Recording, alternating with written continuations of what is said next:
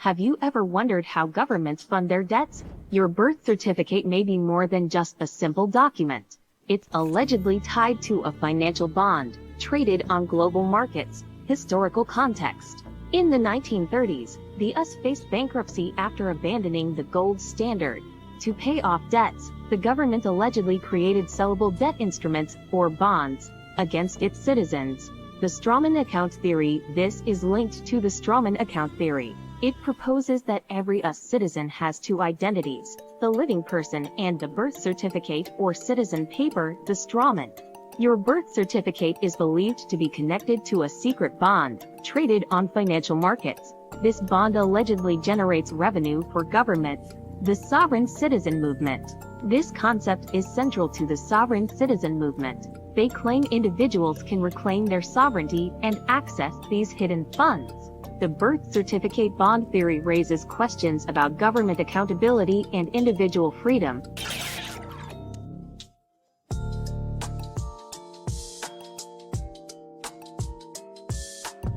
Bob Wright, Heather and Tucci Jaraff, and Randall Beane were involved in efforts to promote accessing Treasury direct accounts, or trust accounts tied to Social Security numbers. Individuals can access hidden funds by leveraging their birth certificates or Social Security accounts tied to the Federal Reserve and government systems. Their attempts to expose or utilize this redeeming process led to punishment dealt out by the cabal, resulting in significant legal and personal struggles, primarily centered around a high-profile fraud case in 2017. It was likely made high-profile to make an example of those attempting to claim what is rightfully theirs.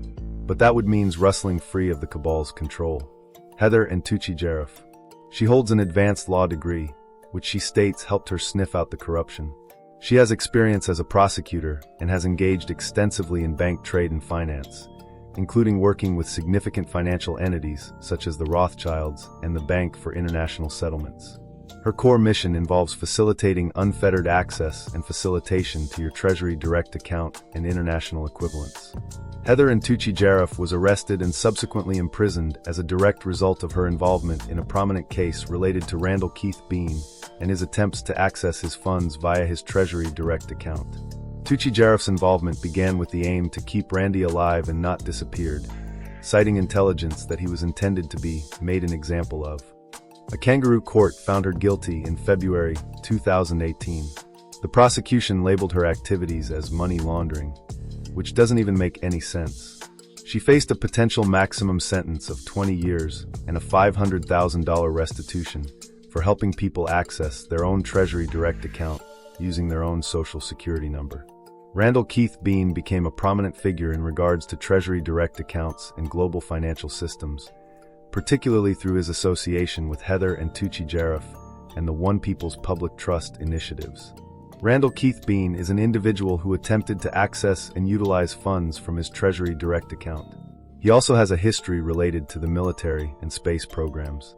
Randall Beane was arrested and subsequently faced legal proceedings as punishment and to be made an example of. He attempted to access and transfer his money from his Treasury direct account, and the charges against him were contested. Beane utilized his Treasury direct account to purchase high-volume certificates of deposit, CDs, through his USAA bank account. He then authorized a wire transfer of approximately $500,000 from these funds to purchase a very large oversized coach. None of this would be possible if it was not already his own money in his own Treasury direct account accessed with his own Social Security number. They can throw around words like fraud and money laundering, which isn't how money laundering works, but the fact money came out of his account cannot be erased despite how badly the cabal would like it to be. Beane was arrested, without warrant, without charges, by officers who were unwilling to identify themselves. Authorities spent approximately 3.5 hours trying to figure out what to charge him with. Initially, a bogus Colorado warrant was presented, which HATJ identified as a military-related attempt to disappear him. As this became publicly known, and due to the high visibility of his situation, authorities switched to a South Carolina warrant. During his time in custody, Beane appeared gaunt and visibly affected, having lost significant weight.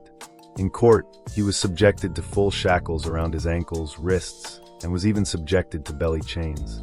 This proved to be a clearly excessive and showy display. Authorities aggressively tried to prevent any eye contact or communication between Beane and his supporters in the courtroom. Randall also appeared off his game, and not the Randall that you normally see and work with, suggesting he was affected mentally and emotionally by his imprisonment. It's believed that Bob, Heather, and Randall were all given the option to keep their Treasury Direct accounts if they would agree not to expose the accounts, but they all decided against it and chose to do the right thing. However, Bob Wright was shortly murdered afterwards.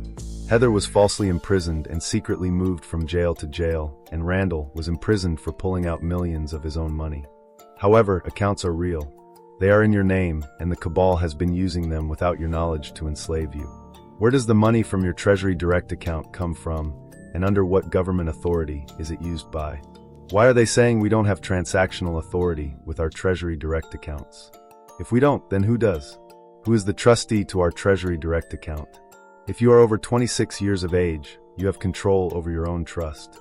Since the Treasury Direct account is a trust, and we are the beneficiaries, there has to be someone able to receive an affidavit from you to authorize you to use it. If there's a trustee in charge of your trust, and you are over the age of 26, demand that person to step forward so you can publicly take control of your own trust.